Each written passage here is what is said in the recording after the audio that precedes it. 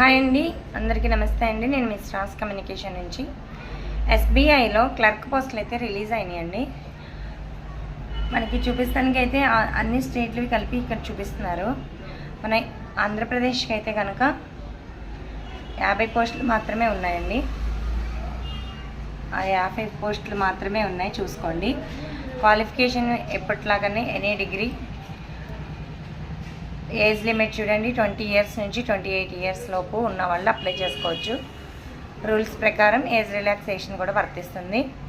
Last date అప్లికేషన్స్కి first మనకి ఇవి అయితే స్టార్ట్ అయినవి 17th 12 నుంచి స్టార్ట్ అయినాయి.